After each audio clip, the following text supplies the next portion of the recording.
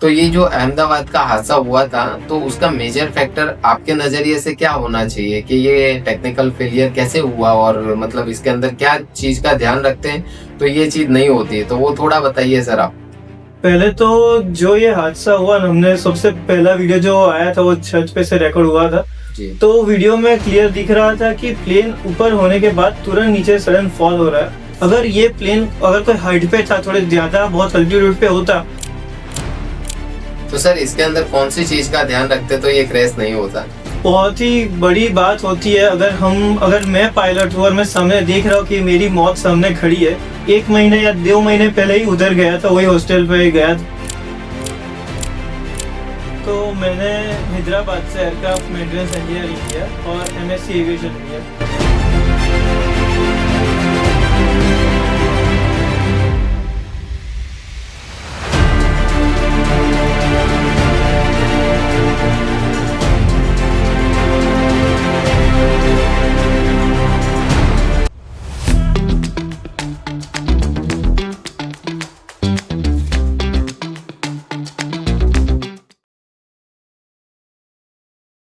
Hello दोस्तों, स्वागत है संदीप कुमार पॉडकास्ट में। आज इस पॉडकास्ट के अंदर इतनी ज्यादा क्वालिटी ऐड होने वाली है। क्यों? क्योंकि 30 साल पुरानी कंपनी के जो ऑनर, 3.5 साल से जिन्होंने बिजनेस ज्वाइन किया है, फैमिली बिजनेस है, तो उस बिजनेस ऑनर के बच्चे जो यहाँ पे हमारे साथ में हैं, तो उन्होंने देखा है कि बिजनेस स्टार्टिंग से लेके एंडिंग तक क्या प्रोसेस होती है। और मुझे बोलते हुए बहुत ही खुशी हो रही है कि हमारे साथ में जो व्यक्ति बैठे हैं उनका एजुकेशन, तो वो अहमदाबाद का जो हादसा हुआ था, एयरक्राफ्ट मेंटेनेंस डिवीजन से उन्होंने इंजीनियरिंग की हुई है और उसका भी बहुत अच्छा नॉलेज है। तो मतलब आपको 360 डिग्री पे बहुत अच्छा नॉलेज मिलेगा। बिलीव मी, ये पॉडकास्ट बढ़िया होगा। आप लास्ट तक टिके रहिए। तो मैं स्वागत करूंगा रूमिन शाह जी का, टेलीलिंक ऑफिस ऑटोमेशन के ऑनर है। सर कैसा लग रहा है आपको? तो thank you so much Sandeep ji, और यहाँ आके बहुत ही अच्छा लग रहा है। आगे आगे बात करते रहेंगे और इंटरेस्ट और ज्यादा आता रहे। सर मैं पूछना चाहूंगा कि आज आपने इतना हायर एजुकेशन किया, उसके बाद के अंदर ये फादर का जो बिजनेस है, तो वो क्यों ज्वाइन किया, और आपने जो एजुकेशन किया हुआ है उसके बारे में थोड़ा हमको बताइए। तो मैंने हैदराबाद से एयरक्राफ्ट मेंटेनेंस इंजीनियरिंग किया और एमएससी एविएशन किया। एजुकेशन खत्म होने के बाद मैंने 1 साल इंटर्नशिप और जॉब भी किया, पर जो इंटरेस्ट बिजनेस में था ना, जो एक अंदर से था कि बिजनेस करना है, वो ऐसा जॉब में इतना क्या पंच नहीं मिल रहा था। तो बीच में कोविड आया, तो कोविड की वजह से सभी को अपने घर पे वापस तो आना ही पड़ा।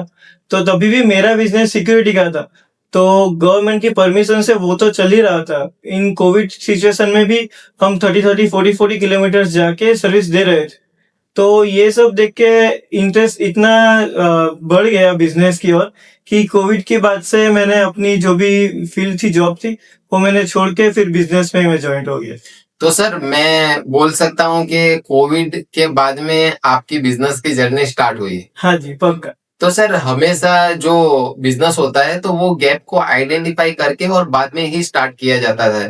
तो आपने मार्केट के अंदर क्या गैप देखी थी और क्या अपॉर्चुनिटी देखी, तो वो बिजनेस स्टार्ट किया आपने? तो पहले जैसे आपने बताया, मैं हमारा बिजनेस 1994 से है।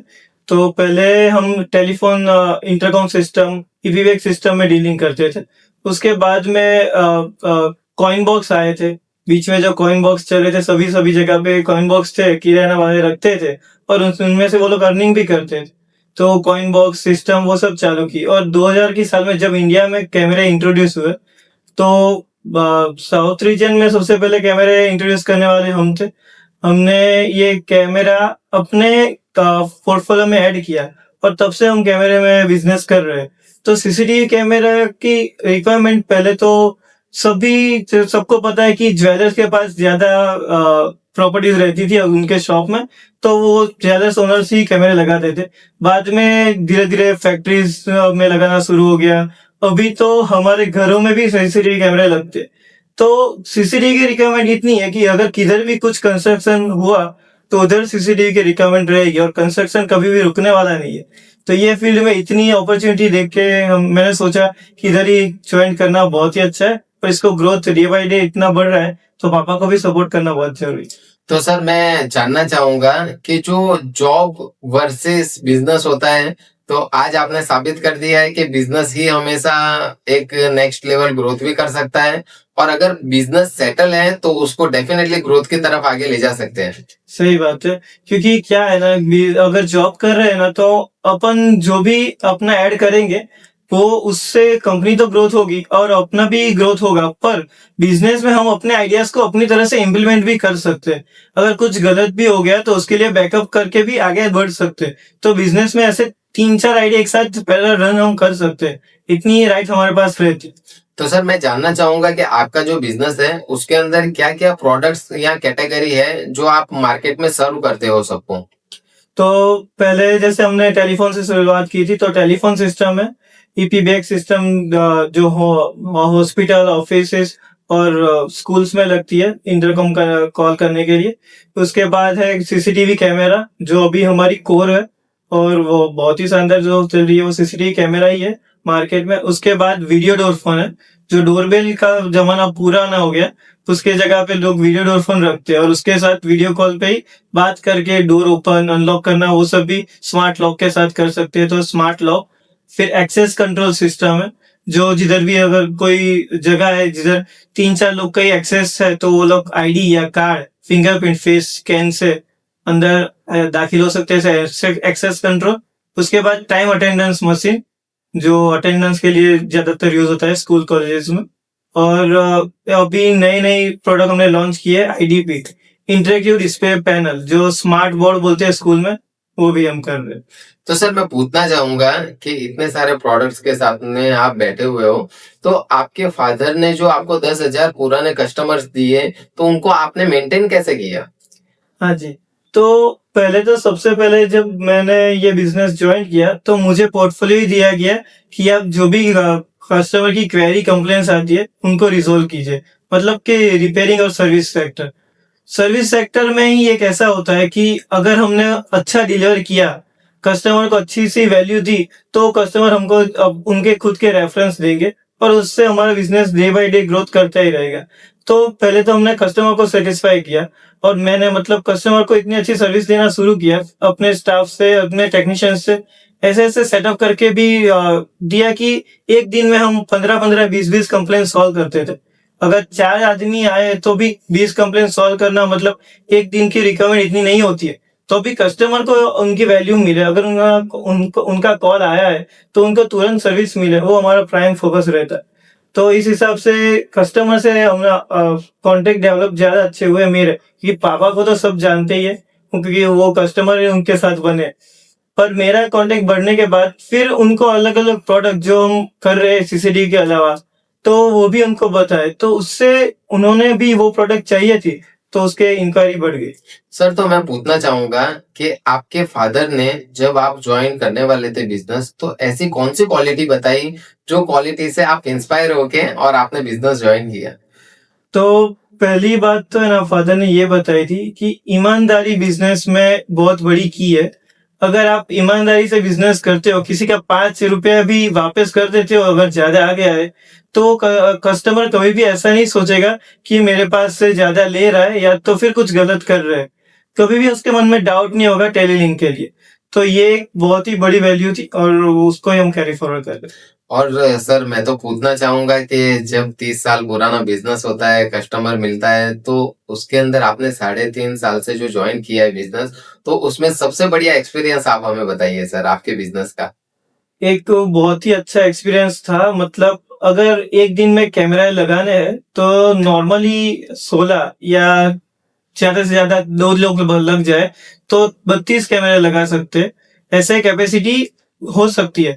पर हमने मात्र 3 दिन में 100 कैमरेज लगा के उसका सेटअप करके कस्टमर को दे दिया, डिलीवर कर दिया, क्योंकि उनको थोड़ी रिक्वायरमेंट ऐसी थी कि 100 कैमरे लगाना है, एक तो अटेंडेंस मशीन चाहिए था और इंटरकॉम सिस्टम चाहिए थी, और वो भी उनके 4 दिन के बाद उनका ओपनिंग था, जो वो अर्जेंट बेसिस पे कर रहे थे। तो उसके पहले अगर कुछ हो जाए तो उसके लिए उन्होंने रिक्वायरमेंट दी थी। तो इतना सारा सेटअप जो जनरली इतना करना है तो आपको 15 दिन के करीब लगता है, वो हमने 3 दिन में डिलीवर किया था, वो भी 3 स्टाफ और मैं साथ में गया था। तो एक मेरे लिए सक्सेस स्टोरी थी कि अगर हम खड़े हैं और दिल से करने की चाह रखते हैं तो कोई भी चीज़ कंप्लीट कर सकते हैं। बहुत ही बढ़िया सर, इंस्पिरेशनल स्टोरी थी। अब मैं पूछना चाहूंगा सर कि सब चीज अच्छी होती है बिजनेस के अंदर, ये जरूरी नहीं है। तो सर आप हमें एक ऐसा एग्जांपल दीजिए कि जो एग्जांपल बहुत वर्स्ट एग्जांपल होगा कि भाई वो आपने बिजनेस से लर्न किया और आप सीखे उसे। हाँ जी, तो वो अभी एक रिसेंट का एग्जांपल है जो लाइक एक वीक पहले ही कंप्लीट हुआ है और वो कंप्लीट होने में लगभग 1 महीना तक पूरा चला गया उस प्रोजेक्ट में। तो क्या होता है कि हमारा कैमरे का बिजनेस है, सीसीटीवी से डीलिंग करते हैं। तो कहीं कभार वायरिंग जो पार्ट होता है वो कस्टमर हैंडल करते हैं क्योंकि उनका वायरमैन खुद का होता है। तो वो वायरिंग करके देगा, उसके बाद हमें सीसीटीवी इंस्टॉल कर सकते हैं। बहुत बढ़िया सर। कि आज क्या होता है कि आगे जाना और आगे जाके रुक के वापस आगे जाना, ये भी बिजनेस का पार्ट है। अब सर मैं पूछना चाहूंगा कि जो अपनी टेलीलिंक ऑफिस ऑटोमेशन जो कंपनी है, उसकी 3 चीजें ऐसी बताओ जो हर कंपनी का पिलर्स होती है। अगर हम बिजनेस में ट्रांसपेरेंसी रखते हैं, उनको भी पता होता है कि ये क्या कर रहे हैं और कितना इसका चार्ज रहेगा या फिर तो इतने कितनी सर्विस दे पाएंगे। वो ट्रांसपेरेंसी हम रखते हैं तो कस्टमर भी कभी भी ऐसा नहीं सोचेगा कि ये कुछ गलत हो रहा है या तो हमें कुछ गलत दे रहे हैं। बहुत ही बढ़िया बताया रोमिन सर। अब मैं आपसे सर ये पूछना चाहूंगा कि जो आपकी पर्सनल लाइफ है और वर्क बैलेंस लाइफ है, तो वो आप मेंटेन करने के लिए क्या करते हो? पर्सनल लाइफ और वर्क बैलेंस बैलेंस लाइफ में एक मेन सिद्धांत हमारा ये है कि हम 9 बजे मतलब एग्जैक्ट 9 बजे शॉप को ओपन कर देंगे और शाम को 7 बजे मतलब 7 बजे क्लोज करना ही करना है। कुछ भी चीज है या कुछ भी बाकी रहे तो उसको ऐसा शेड्यूल करके खत्म करना है कि 7 बजे से पहले हम ऑफिस क्लोज कर दें, क्योंकि 7 बजे के बाद घर को भी टाइम देना जरूरी है। इतना सिर्फ बिजनेस ही इतना फोकस नहीं रहता है, फैमिली भी इतनी मेंटेन करनी जरूरी है क्योंकि दो एक नाव में से नहीं चल पाएंगे, 2 नाव में अच्छे से पैर रखेंगे तो नौका पार हो जाएगी। बहुत बढ़िया रोमिन जी। अब रोमिन जी मैं पूछना चाहूंगा कि आपके फादर की कौन सी क्वालिटी है जो आपको अच्छी लगती है? मैंने जो आपको पहले ही बताया वही ईमानदारी, जो हमारा भी वही सिद्धांत है। अगर कुछ भी गलत हो रहा है या फिर कुछ सही नहीं है तो उसको क्लियरली बता के जो भी अपनी ईमानदारी उनको दिखानी जरूरी है। बहुत बढ़िया रोमिन जी। ये जो अपने टेलीलिंक ऑफिस ऑटोमेशन कंपनी है, तो उस कंपनी के साथ में अगर कोई यंगस्टर्स बिजनेस स्टार्ट करना चाहता है और जुड़ना चाहता है, तो क्या आप उनको सपोर्ट करोगे? श्योरली, हम तो अभी भी ऐसे एक मतलब दे रहे हैं। हमारी जो भी साइट होती है तो अगर वो साइट बड़ी है और कोई ऐसे किसी को ऐसी रिक्वायरमेंट नहीं कि हम अपना खुद का करना चाहते हैं पर ऐसी साइट या कुछ नहीं मिल पाती, तो हम हमारा कॉन्ट्रैक्ट उनको कैरी फॉरवर्ड करते हैं। वो पूरे इंस्टॉलेशन और सब कुछ सेटअप वो करते हैं और डिलीवर करते हैं कस्टमर को। तो सर मैं बोलना चाहूंगा कि जो अपने बारडोली सूरत के अंदर जो एंटरप्रेन्योर्स पढ़ाई करके और बाद में बाहर निकल रहे हैं और जिनको बिजनेस करना है, बट बिजनेस करने के अंदर वो क्या प्रोकास्टिनेशन, फोन के अंदर ही पूरे दिन लगे रहते हैं और एंड ऑफ द डे वो कुछ भी नहीं कर पाते। तो वो अगर आपको फोन करते हैं, मैसेज करते हैं या आपके मैनेजर को कॉल करते हैं, तो आप उनको गाइडेंस करोगे how to start automation business? पक्का 100%।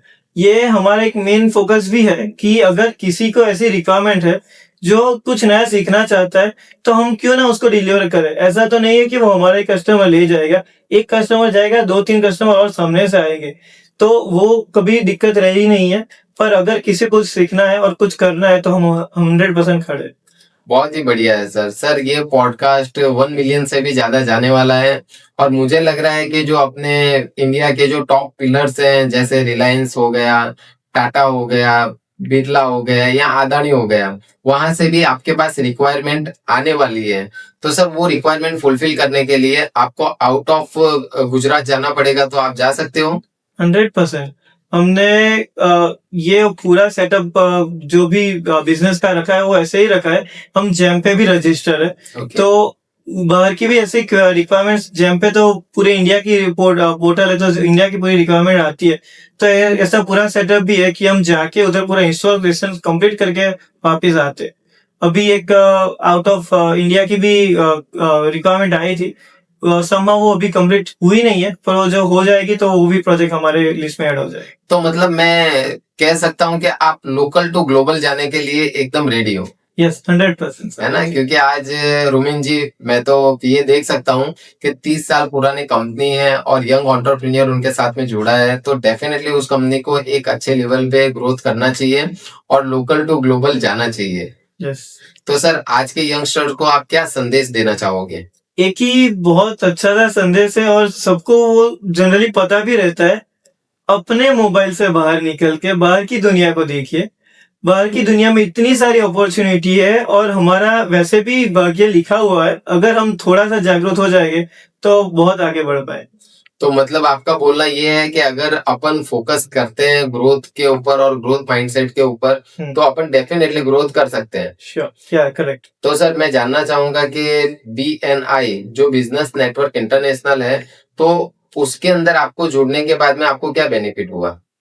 BNI से जुड़ने के बाद मेरा बहुत अच्छा एक जो बोलते हैं ना कि सभी से कनेक्ट हो पाना थोड़ी सी दिक्कत थी। मतलब मैं ऐसा सोच रहा था कि मैं बहुत छोटा हूँ, ये सब बड़े लोग हैं, कैसे मिलूं, कैसे बात करूं। पर BNI से कनेक्ट होने के बाद एक ये अंदर से एक फियर निकल गया कि हम किधर भी जाके अच्छे से बात कर सकते, अपना प्रेजेंस रख सकते और हम जो बोलते हैं वो ऐसे नहीं कि लोग नहीं सुनते। अगर BNI से मैं जुड़ा हूँ तो BNI में सब ऐसे लाइक माइंडेड लोग हैं जो बिजनेस के साथ जुड़े, तो वो सब लोग समझ के अच्छे से हमसे बात कर सकते हैं।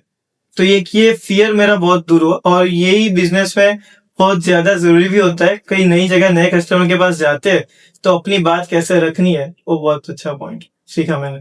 बहुत बढ़िया है। अब थोड़ी हम ग्राउंड लेवल की गुजरात की बात करें रोमिन जी, तो मेरे पूरे कॉन्टेक्स्ट के अंदर एक काफी ऐसे व्यक्ति हो जो एयर स्पेस से जुड़े हुए हो। तो ये जो अहमदाबाद का हादसा हुआ था, तो उसका मेजर फैक्टर आपके नजरिए से क्या होना चाहिए कि ये टेक्निकल फेलियर कैसे हुआ, और मतलब इसके अंदर क्या चीज का ध्यान रखते हैं तो ये चीज नहीं होती, तो वो थोड़ा बताइए सर आप। पहले तो जो ये हादसा हुआ ना, हमने सबसे पहला वीडियो जो आया था वो छत पे से रिकॉर्ड हुआ था जी तो वीडियो में क्लियर दिख रहा था कि प्लेन ऊपर होने के बाद तुरंत नीचे सडन फॉल हो रहा है। जी तो वो फॉल कोई कारण नहीं होता है, एक मेन कारण होता है कि इंजन दोनों बंद हो गए। अगर हम गाड़ी चला रहे और हमने एक्सीलेटर देना बंद कर दिया और क्लच भी छोड़ दिया तो गाड़ी तुरंत रुकनी शुरू हो जाएगी।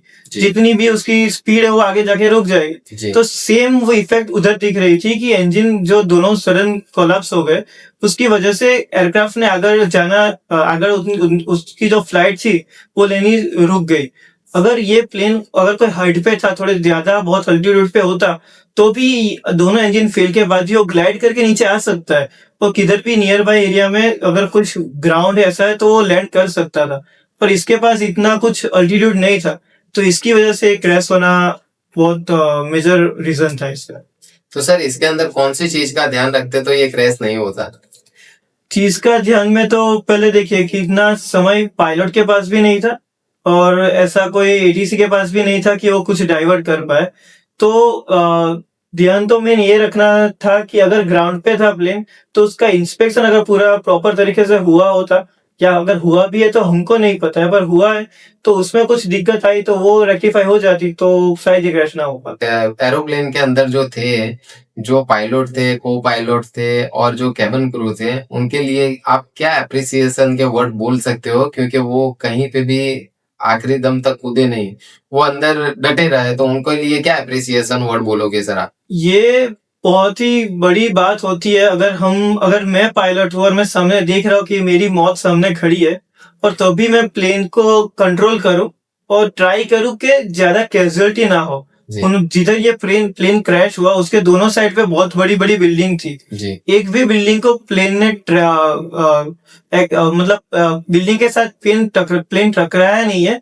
जो उसके बीच में जो छोटी सी जगह थी उधर ही ट्राई किया कि उधर क्रैश हो तो उधर हो, बिल्डिंग को नुकसान ना हो, क्योंकि एक बिल्डिंग में इतने सारे रूम होते हैं। अगर वो तो हॉस्टल थी तो फ्लैट नहीं थे, उधर तो सभी रूम्स थे।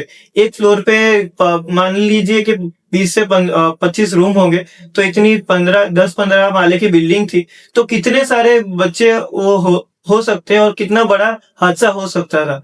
और पूरे एरिया में जो अगर आपने देखा वो एरिया, क्योंकि मैं जस्ट 1 महीने या 2 महीने पहले ही उधर गया था, वही हॉस्टल पे गया था, बॉयज हॉस्टल में ही था मैं। तो उधर वो कैंटीन एरिया है, वही 2-3 माले का है, उसके अलावा बाकी सब बड़ी बड़ी बिल्डिंग्स। तो उधर प्लेन लैंड होना, क्रैश होना, वो बहुत ही अच्छा, मतलब अच्छा तो नहीं बोल सकते, पर बहुत ही अच्छा डिसीजन इसलिए था कि कैजुअलिटी बहुत कम हुई उसकी वजह से, पायलट की वजह से। तो सर मैं बोलना चाहूंगा कि अपने इंडिया के अंदर आज भी जो व्यक्ति हैं उनके दिल के अंदर भावना बसी हुई है और वो कहीं पे भी पीछे नहीं हटते हैं। अगर वो जितना कम से कम नुकसान कर सके उतना ही करवा के वो शांत हो जाते हैं, क्योंकि ये तो लाइव एग्जांपल है कि सर खुद की जान दे के आज उन्होंने प्रूव कर दिया है कि इंडिया के व्यक्ति भावना वाले तो होते हैं। तो सर मैं पूछना चाहूंगा कि जो आप अब फ्यूचर के अंदर 5 साल बाद में खुद की कंपनी को और खुद को कहाँ पे देख सकते हो? नॉर्मली मेरा ऐसा गोल है कि अभी जो फर्म चल रही है उसको पहले तो प्राइवेट लिमिटेड करना है, ओके और उसके बाद ग्लोबली उसको ग्रोथ में बढ़ाना है, क्योंकि सर्विस इंडस्ट्री से जुड़े हैं। तो वैसे क्या है कि 30 साल से ऐसा है कि इधर के सभी कस्टमर को सेटिस्फाई कर चुके हैं और उनको सेटिस्फैक्टरी अभी भी सर्विस दे रहे हैं कंटिन्यूस। पर अगर ग्लोबली जाना है तो फर्म के साथ थोड़े बहुत पार्टनर भी ऐड करने पड़ेंगे और उनके साथ ग्लोबली जा सकते। जी, और आप पर्सनल लाइफ पे क्या देख रहे हो 5 साल बाद में? पर्सनल लाइफ पे वही है, मेन गोल बिजनेस के साथ ही अलाइन हुआ है, तो सेम गोल ही है। Okay, very nice.